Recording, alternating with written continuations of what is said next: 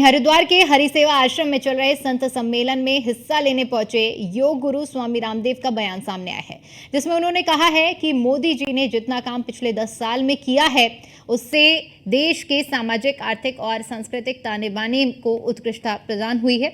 चुनौतियां चाहे जितनी भी हो, मोदी जी के सामने उन सभी से निपटते हुए आगे बढ़ने का लक्ष्य उन्होंने रखा है और आगे बढ़े हैं। इसके साथ ही आरएसएस के वरिष्ठ नेता इंद्रेश कुमार के बयान पर बोलते हुए योग गुरु स्वामी रामदेव ने कहा कि राम सबके हैं, राष्ट्र सबका है और हम आपस में भी सबके हैं।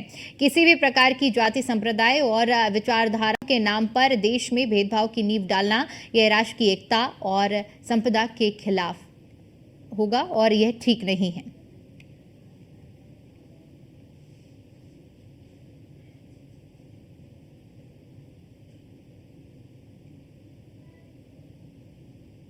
तो योग गुरु बाबा रामदेव का बयान सामने आया है, जिसमें उन्होंने प्रधानमंत्री नरेंद्र मोदी की प्रशंसा की है और प्रशंसा करते हुए उन्होंने कहा है कि पिछले 10 सालों में देश की दशा और दिशा बदली है। पीएम मोदी के काम से देश को उत्कृष्ट स्थान प्राप्त हुआ है और राम का जिक्र करते हुए उन्होंने कहा कि राम सबके हैं, राष्ट्र सबका है, देश को बांटना ठीक नहीं है। ये बयान ऐसे समय पर है जब आरएसएस के वरिष्ठ चेहरे की ओर से यानी इंद्रेश कुमार ने बीते दिन राम को लेकर एक बयान दिया था, एक टिप्पणी की थी और उसी पर उन्होंने जवाब देते हुए कहा कि राम सबके हैं, राष्ट्र सबका है और हम आपस में भी सबके हैं। किसी भी प्रकार के जाति, संप्रदाय और विचारधाराओं के नाम पर देश के भेदभाव की नींव देश में नहीं डालनी चाहिए। यह राष्ट्र की एकता और संपदा के लिए ठीक नहीं है।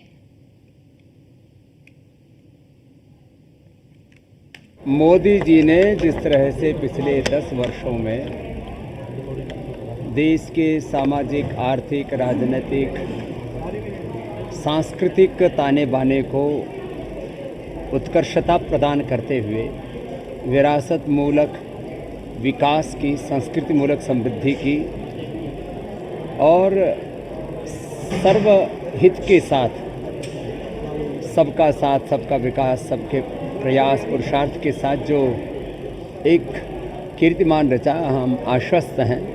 चुनौतियां चाहे जितनी हो देश के सामने, मोदी जी सारे देश को लेकर के आगे बढ़ेंगे, ऐसी हम अपेक्षा कर। राम सबके हैं, राष्ट्र सबका है और हम आपस में भी सबके हैं। किसी भी प्रकार की जाति के नाम पर, संप्रदाय के नाम पर, विचारधाराओं के नाम पर देश में भेदभाव की नींव डालना ये राष्ट्रीय एकता, अखंडता, संप्रभुता के लिए ठीक नहीं।